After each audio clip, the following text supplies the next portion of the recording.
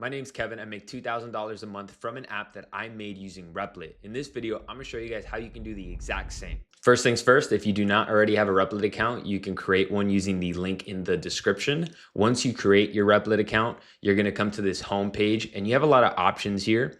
You can create websites, mobile games, mobile apps, slides. I think you can even create Excel worksheets. There's a bunch of different things you can create. And the way you create it is by just talking to it you would any other ChatGPT, Claude, Grok AI. And before we create anything, what I like to do when creating apps is creating what's called a PRD, a product requirements document. And this document just outlines essentially what is the app, what is its functionality, what is the user experience, what tools are you going to use, what's the scope, what are next steps. And so this document's pretty intensive. And the way that I like building it, it's very simple. You just go over to ChatGPT and ask it to create one for you based on an idea that you have for an app. And then once you go through the long process of talking to it, you see this is a really long conversation with it. Once you like what it creates, just ask it to make you a markdown file, and then you can just copy it and paste it. So for this app, what I want to do is just pretty much streamline idea creation for YouTube videos. So I wanted to do all the market research for me, research competitors, and then create the title, the description, and then also create AI generated thumbnails based on the niche and using my likeness as well in those thumbnails. And then also add in some like unique things like YouTube video transcription or like these little mini add-ons that'll just make my process a lot easier when creating videos. I'll probably also implement, and I didn't write it in this PRD, but also implement like creating long form videos to short form videos. So pretty much just an all-in-one package to help me create content easier. Once you give it the PRD, the way you're going to prompt it is just talking to it like you normally would. Please read the PRD below and ask me any clarifying questions you may have about it. Here on the right-hand side, you see there is a plan mode. We want to enable that initially because we want to go back and forth with agent. We want to iterate over what we can create and get a good product, because it's not going to know off the bat exactly what you want. So now it's working through it, it read it, and it's actually going to start creating something for us on the right-hand side window. And as requested, we asked it to give us a few clarifying questions. So you see now it's going to ask us exactly what we want. So in my document, I'm telling it, hey, I need you to pull from all these different external sources, Google keywords, a bunch of Google APIs, and it's going to need that. And it's asking me, do you already have any API credentials for any of these services, or should I plan to build the research pipeline with whichever ones you can provide access to and use AI-powered web research as a fallback for the rest? And so just for the sake of getting through this, I'm going to tell it, build out all the functionality as if I already provided you the API access keys. I will retroactively go in later and add in those API keys. And then the second question, for authentication, the PRD mentions a user entity in saved projects. How should users log in? This is a great question. I'm so glad I asked it. There's a few ways to handle user logins in Replit. One of them is using Replit Auth, which is absolutely terrible. It is horrible. I hate it because anytime a user tries to sign in, it actually makes them create a Replit account. I had one user send me an image of Replit's login, and he was like, what is this? And it made him make an account. And I don't know how he ended up not entering my app, but he ended up in Replit. So I hate that. What I use is Supabase. Supabase is a database, but it also has Supabase authentication. And that's what I like using when it comes to any of my apps in Replit. So to answer this question, Replit Auth is very simple. It's all tied into the Replit ecosphere, but I personally don't like it. It will streamline your process though really quickly. Let's just do no auth for MVP, single user mode, just save projects locally. Or actually, I'm actually going to say I have a different auth preference. We're actually going to use Supabase and Supabase Auth. We're going to use Supabase for our database, but also for the authentication for user login. I will be able to provide you those API keys later. For thumbnail generation, we're going to be using Gemini's Nano Banana 2. I will be able to provide you the API key for that as well. So now I answered all three of its clarifying questions, which is really good. And then it might ask me for more. So now it has a few tasks that it planned out, and tasks are essentially what it's actually going to knock out in a specific order. So it develops these tasks and these plans, and then you can approve or deny or tell it to redefine these tasks because you don't like what it came up with. And so, for example, here, the app is called TreeLoom. And so TreeLoom backend and API, I can view the plan, and then the TreeLoom front end application. So let's see what the plan is. Build the complete TreeLoom backend, Supabase integration, auth and database, the research pipeline, deterministic scoring. This looks really great. Out of the scope of this plan is the front end, because that's a separate task. Publishing to YouTube, video editing, I like it. Everything here looks good to me. And then I can look at the other one. This is the second task. And then this is building the front end. And then, yep, this is all great to me. I like everything I see here. And then I'm going to press start building. One thing is that it makes these checkpoints, and checkpoints are essentially save states of your code. You can think of a video game. It's a save file, and you can reload these if you make an edit and it destroys your entire code base and you're like, oh my God, this is not what I want. You can reload to a specific checkpoint, and it'll also reset the database to that specific checkpoint as well. So after about 10 minutes, Replit was able to complete the first task, which was all the back end things. And right now what it does is it runs a validation of the code. So it goes through the code itself and sees if it's actually going to work. And so we see here, it failed the code review. So now it's going to go through it again and see how can it mediate a lot of these issues that it found. So it's revalidating now. Hopefully this works. All right. So after 28 minutes, it finally created the back end. It solved the first task. And when a task is done, it gives you the option to review it. And it says all the things it completed. And then you can either dismiss it or mark it as complete. As of right now, I'm going to mark this as complete because I'm not going to spend the time to go through and actually see if it did all this within the code base. And so that's for task 1. And then for task 2, which isn't done yet, it is going to do the front end. So right now, everything was back end. I'm going to mark that as complete. And so then now it's going to work on the second task, which is the front end. One thing I do want to note is that when you see how long it worked for, you can actually click it and it'll show you the time it worked, what work was done, items read, what lines of code, and the code that was changed. So it added 4,133 lines of code and it subtracted 362, meaning it just removed them. And that costed $11.32. Now, this is a pretty complex application. If you were to create something that was very simple, like, I don't know, an Excel sheet reader or a PDF generator, it would have taken a lot quicker and it would have costed a lot less. And so you see now when it's working on the front end task, that's everything the user will see, all the UI elements, all the modal pages.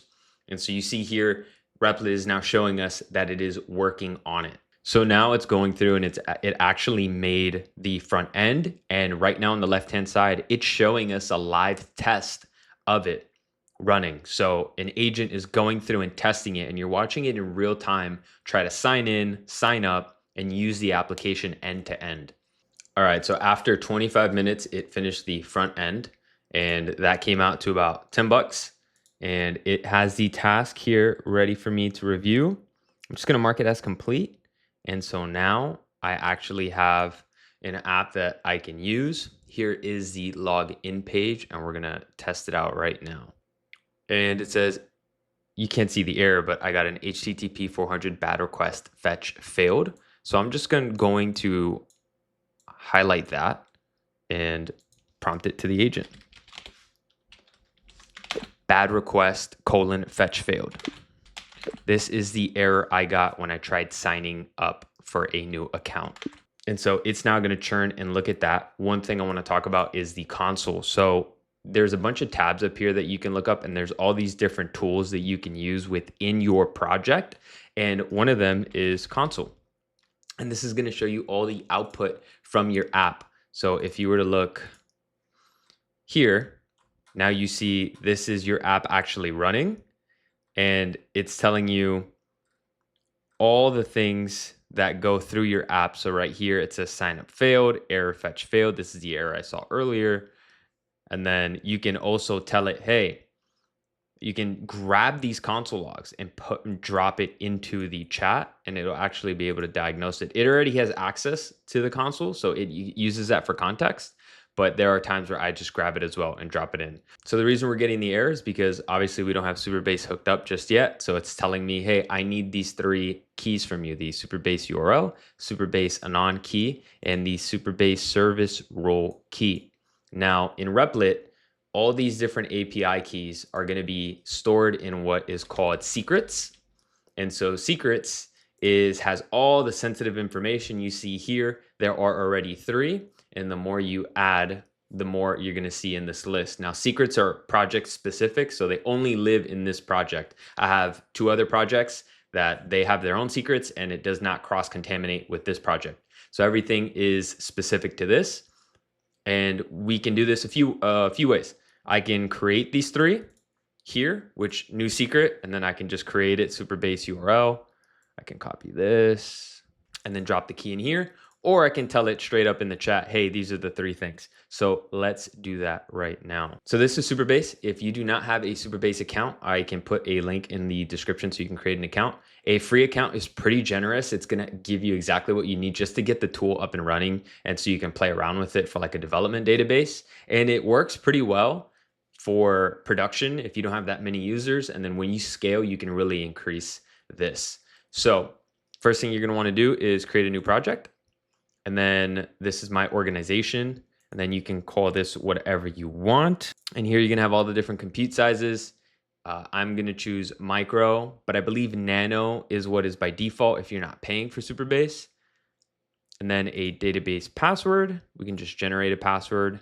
And then you're going to copy that and save that somewhere. Cool. So now that's saved. Regions America, enable API, enable automatic row level security, RLS. So RLS is pretty much just, it authenticates everybody that tries to make a query to a data table. So if I have a data table like users and it has all my user information, can anybody just write to it? Can anybody just delete to it? Can anybody delete other users? That is all dependent on what my row level security says.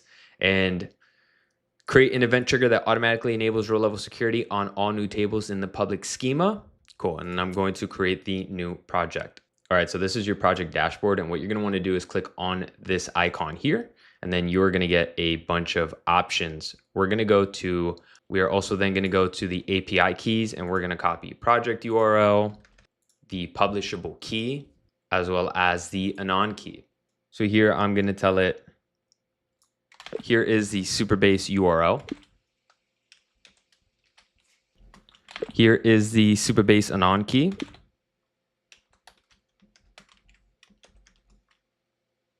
Here is the Supabase service role key. And actually, I did not grab the service role key. We're going to go down to project settings, go to API keys. And then once here, we're going to go to legacy anon service role APIs. And then we are going to grab this service role key here. We're going to reveal and copy it and then jump back to Replit and paste it in. All right, cool. It says it should work now. Let's see if that's true. I clicked it. I got no error. Let's see what the console logs say. Request completed. Please take a look at the console logs. I tried signing up and I got no error back, but I was not signed into the application. So you see there, check the system logs. So it says, hey, the front end isn't handling the sign up correctly. So here it's saying, now there are 2 options for how you want the signups to work. With email confirmation, current Supabase default, users get an email to confirm their account. Instant sign in after sign up, no email confirmation. So let's remove email confirmation for now, just for the sake of simplicity. So let's jump back over to the dashboard. Then we're going to go down to authentication. Oh, sign in. Okay. Confirm email. Here we go. Yeah, disable that. Save changes. Sweet. So let's jump back. The fix is live. Try signing in. Should see a clear message this time. Sign up. All right, sweet. We're in. So now this is what the dashboard looks like. So create your first project. Let's just give this talking head with B-roll. And then the competitor URLs is optional. So let's just create it. I get HTTP 500 internal server error. You can't see that. My thing's blocking it. But if we go to the console, we should see that error as well. So let me move this up. All right, here we go. So now we have this unhandled error in the code. So let's get it to just fix it for us. Please take a look at the console logs. When I tried creating a project, pressing the quote create project unquote button, it gave me an error. It says, hey, it should work. And before I test this, what I want to make sure is check that we are connected.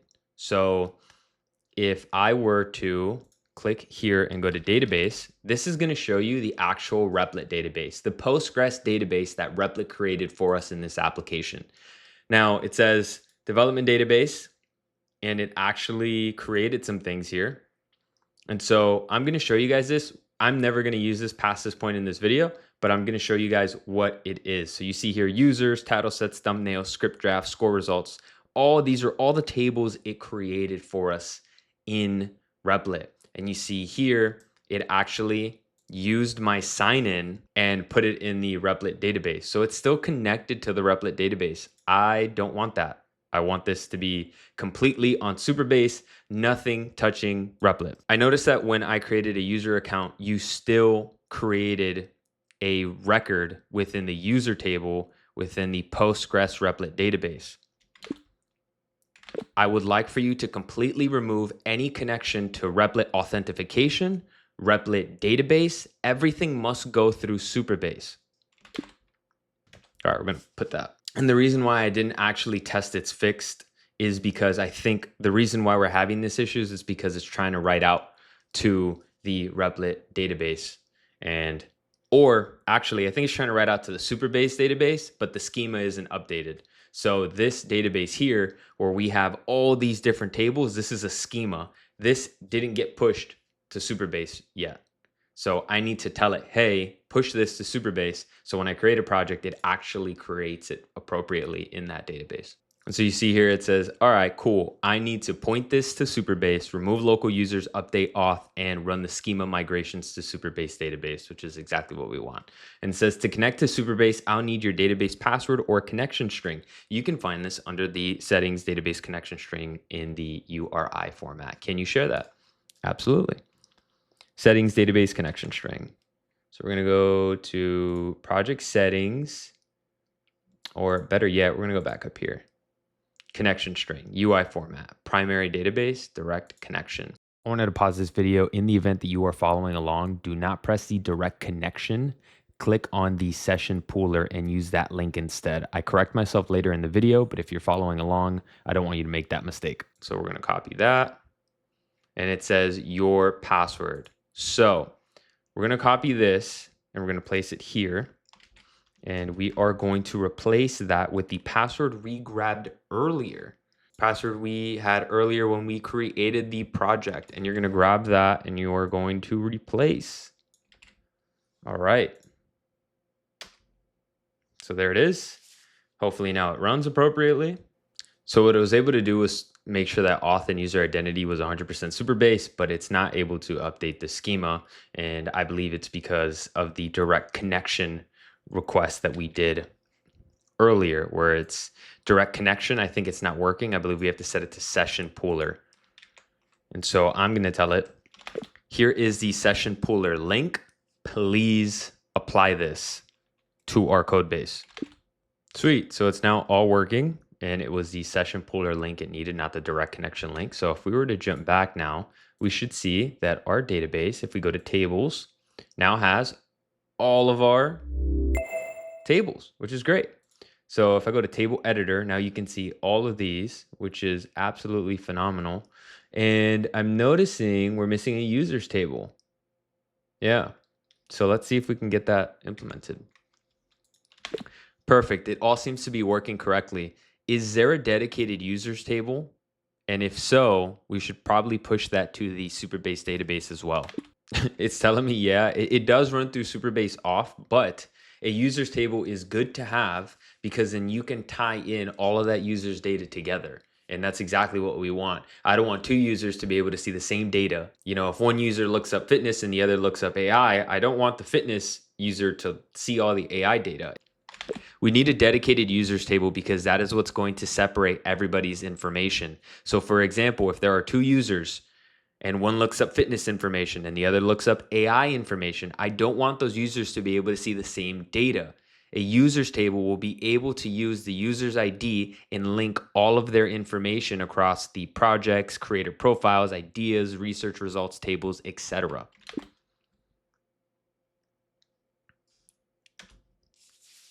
Sweet. So it finally implemented that. And now if we jump over to our Supabase database, we see the users table as well as the ID and all their information. And then if we go to the other tables, we see, well, title sets. Let's see here. Okay, so for projects, user ID is here, which is what's important. And user ID is now going to be tied to this user's ID. So when we create a project, we're going to see that here. Cool. So now that we have this all set up, let's create our first project. And then I'm not going to put any of that. And so now project created. And so now we have the pipeline ready where we can look up the ideas. It's going to then show the research data, scoring evidence, titles, script draft, and then the thumbnails. Now, if we go look at our Supabase database, the project should be created and it has all that data in there. So a few housekeeping things. So this has all been in one context window.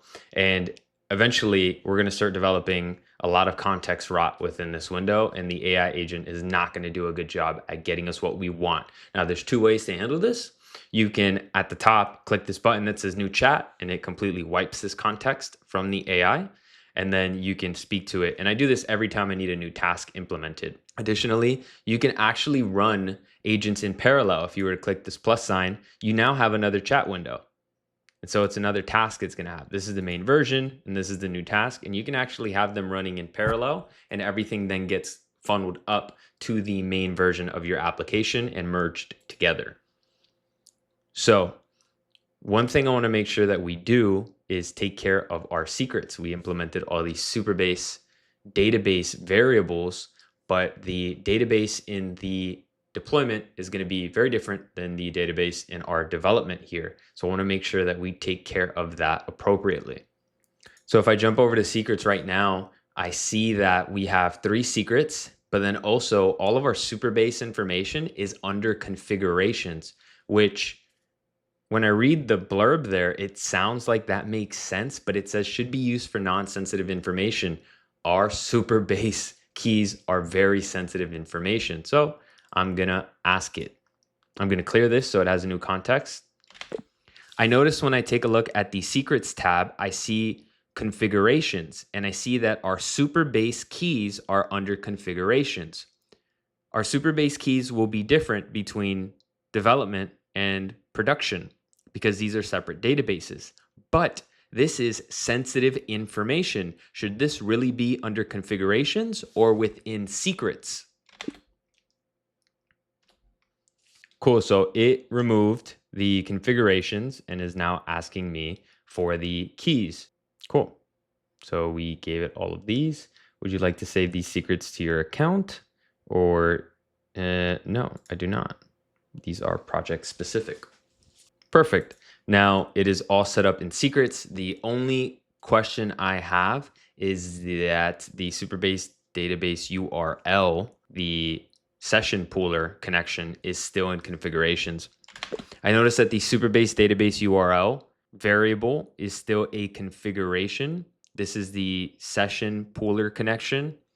Is this under configurations as well, or should this be its own secret? Because this will change depending on if we are in development or production. Copy that before it just nukes it and asks me to give it back to it. I am referring to Supabase database URL. I'm not referring to the database URL itself built in by Replit. This is a different connection string to connect you to my Supabase database. It is currently listed as a configuration variable and must be a secret instead. Cool. So now it got rid of it. And of course, it's going to ask for it again. And so all that information should be a secret. It should not be under configurations. Configurations make sense, but for different information. Sweet. So now we have everything moved over to secrets, which is really nice. Okay, so now let's talk about you've made the app, you've connected your database to it, and now you want to publish your app. Now there's a bunch of ways to do it. The easiest way is by using Replit's built-in publishing. So if we search for tools and we type in publishing, we will see that here you can actually push it live to a website or a domain automatically. So it says publish to domain, and you can rename this suffix or prefix, sorry, and the suffix is going to be replit.app. If you have your own custom domain, you can change it. And what are you publishing? It's going to say Trelum, and it's going to show you this URL. Who can access it? Public, workspace only. If you have teams under your account, they can access this URL, or only you. I'm going to keep it to only me. I'll keep it to public. And then engagement tools. Now, this is new from the last time that I remember using this publishing tool, and it is a feedback widget. Highly recommend you put this in. I manually put this in my other application, and it has been wonderful. I highly recommend you do this. So for this, let's actually have one in at the bottom right. Made with a Replit badge. No. Let's go down to adjust settings. And down here is pretty much what resources we're going to use to run this server. You have a few options here. Now, auto scale is the recommended. Depending on demand, it's going to pull in more resources, more RAM to run your server, or less RAM, depending if it's not a lot of people using it. And so here you have the option to select how many cores you want running, how many CPUs, how many machines. I just set that as generic for now. It tells you how much it's going to cost. And then now we go to, here are the deployment secrets. Now you notice these are the same secrets we had in our development. When the time comes, you set up another Supabase database, you will just come in here and change these environment variables, these secrets, to the ones from the Supabase production database. So you come in here and change all 4 of these, as well as some of the other ones that, let's say you add a few keys here that you want to change. And then you can do a security scan prior to publishing. You can do that. I highly recommend. I think it's free too. It doesn't cost anything, and you can run it. And then from there, you can publish your application. And so I'm going to click publish so you guys can actually see what happens. So you see here, it's going to do the provisioning. It's going to do a generic security scan. I think the one at the bottom of the page that we were in earlier is actually Replit partnered with a company that is a security IT company, and it actually does a deep, thorough scan of your code base. I think this is just a light scan of it. So security scan went through. Now it's going to build it. And the entire time you can actually see the build logs, which is really interesting. Then it is going to bundle everything. Okay, so now it has been published. You notice it says status. I published it, my account 2 minutes ago. It's public, type autoscale, production database connected, manage. Your production database is ready. Your app can now save and manage live user data securely. And so now if I were to go to the logs, you can see all the logs of people. If people start using it, you're going to see all the console logs here of your development database or production database. You have analytics, so you can see a bunch of juicy data about all the HTTP requests being made to your website. What resources are being used. Now in domain, you can connect your own domain, which will make you go through a bunch of DNS. You're going to have to set up all the DNS settings. Let's say you go to like Namecheap and you buy a domain. You can then hook it up here. Or if you want, you can click on buy a new domain and you'll see all of it handles it for you here. And this is really neat because you can just click on this domain and buy it immediately. So then all the backend DNS settings get handled by Replit. And once it's ready, it'll probably take a day or so to configure automatically. You can then go to TrelumProductManager.com, for example, and see your app. And then under manage, you can pause the managed app, You can change the deployment type or you can shut it down. So if I were to click this, now this is my live app. And then down at the bottom right, we have the share your feedback. And so I can use, let me sign up now with a different account than the one I used earlier. And so now I signed in with this new account. And remember, in this case, for this example, we didn't actually delineate the development database and the production database. It's all still being written to Supabase. So if I were to jump in here to database or table editor and go to users, you're going to see that there's 2 users now, the new one that I did in the production website. So we've gone through how to actually build the app, how to work with it, how to talk to the Replit agent, how to hook up a Supabase database, as well as secrets and publishing. So now let's talk about how to integrate Stripe. What I want to try, this was a new implementation, is if you go to integrations, now you can actually integrate Stripe MCP. So here it says access payment and subscription data. So if I were to try to sign in right now, this is the Stripe MCP server. What's the advanced settings? Custom headers. Connect Stripe. Only connect to MCP servers. That's fine. Test and save. Requires authentication to continue. Authorize a server. So now it's going to want me to sign in. I'm going to sign in with Google. Let's do this one. So Replit MCP connector will like access to your Stripe account.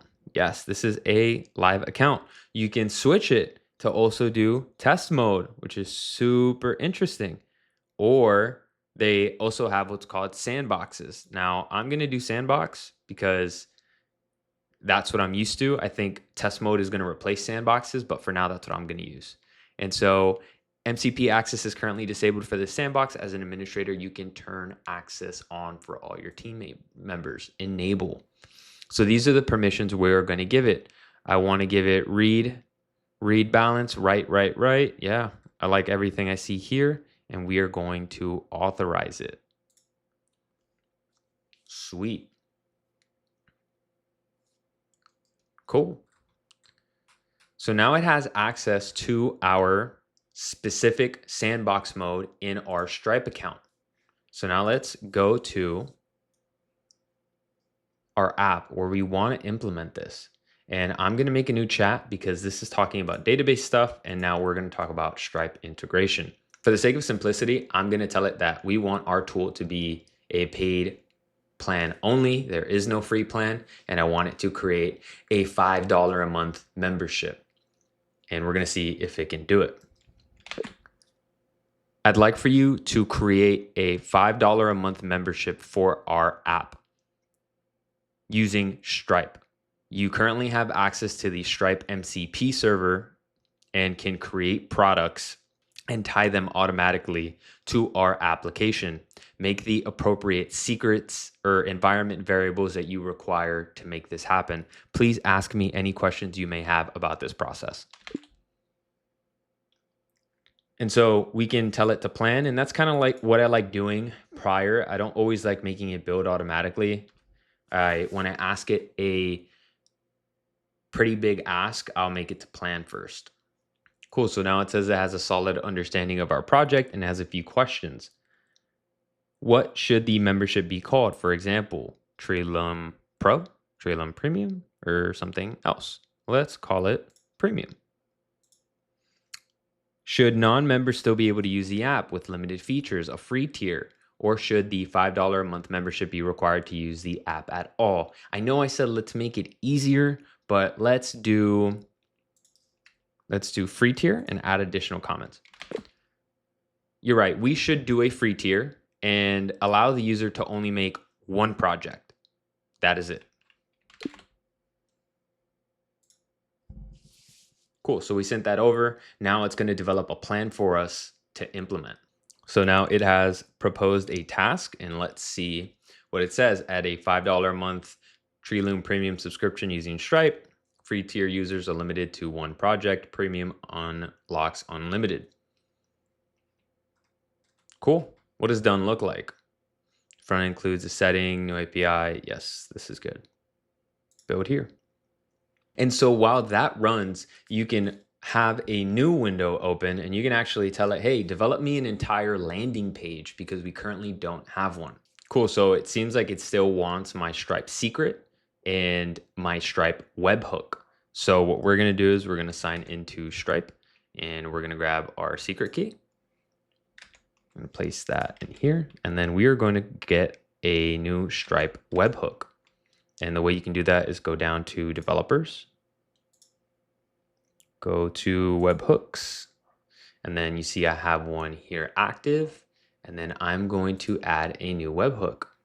Your account API version is fine, and honestly, for the sake of this, I'm gonna do all events. Okay, never mind. It may cause poor performance. So let's see what it needs from us. API billing webhook URL. So let's go to billing. Let's do all billing events. I think that's very important. And then account created, account deleted, account updated. Let's do all the account ones. Checkout. I don't know if it's going to do a checkout session, so we're going to do that as well. I don't care about coupons. Cool. So I think we have everything we need. And then if you need to add any more, you can just do so later. It doesn't matter. So webhook endpoint, that's what we're going to want. Destination name, I'm just going to regenerate. Vibrant. Actually, me dev app endpoint URL. Webhooks require URL to send events to. Please provide me what our API billing webhook URL is. So it's going to give me that. And then it says, hey, look, cool. That's your current dev domain. Once you publish the app, you'll want to update the webhook in Stripe to point to your production domain. So let's do this. Let's go back to Stripe. Let's paste that there. Great. Cool. So now we got this, which is great.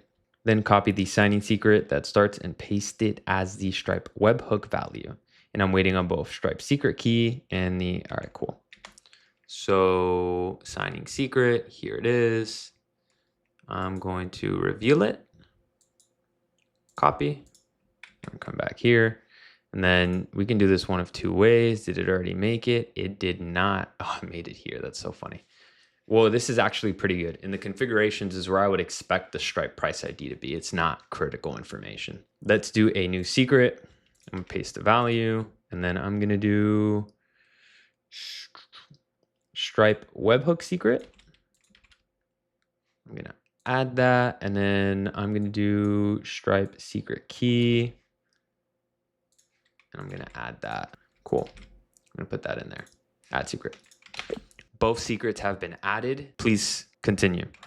And so those two keys are going to be different when you get out of the sandbox or test environment in Stripe and take it to the production version of Stripe. And so you're going to want to make sure that under your publishing, you also adjust those environment variables. So right now it's going through and testing the Stripe integration. So it's creating a new project right now and it's on the free plan. So you see, it's got to fill out all of this. And I got an error. So now it doesn't know why I got the error, but it still made the project. And a lot of the time this takes a while.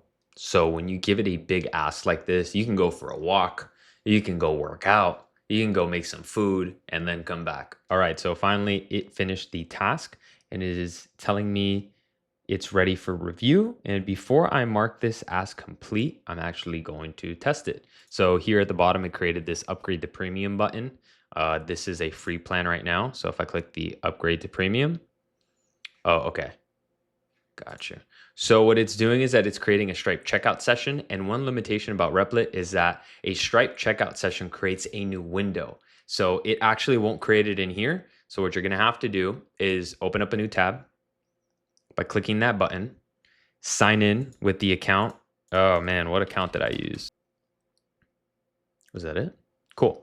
And then go to upgrade the premium. And so now it's going to create a Stripe checkout session.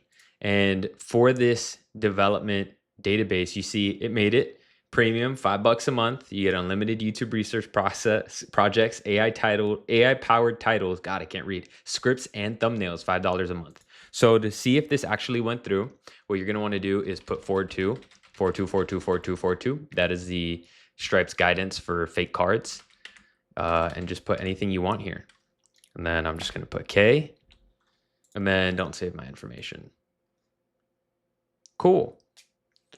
So let's see if this works. Seems like it worked. And now you see I am on the premium plan. And so now if I want to edit my subscription, it's actually now using Stripe's subscription handling software. So in my other app, I actually did this all manually, having the payment methods, the email information, updating all this, invoice history, all that's done embedded in my app that I created manually. But Stripe has a much easier solution, which is their own little application. And this is exactly what it looks like. If I were to show you guys the URL, it'd be a Stripe URL. And so this, I think, for beginning application, this is like amazing. This is more than enough. And so that's it. You pretty much now have everything. Now Stripe is integrated into the app, and then I can mark this task as complete. Sweet. So there we go. Now this is the Stripe price ID, and this will change when you get to production, as well as will the Stripe webhook secret and Stripe secret key change when you get to production. And you will need to build the product again in the production so that it can transfer over appropriately. But all the backends wired up, everything seems to be working now. So now you have Stripe integrated into your app. If you guys got any more questions or anything you want me to dive deeper into, please leave a comment below and I can make a video on it.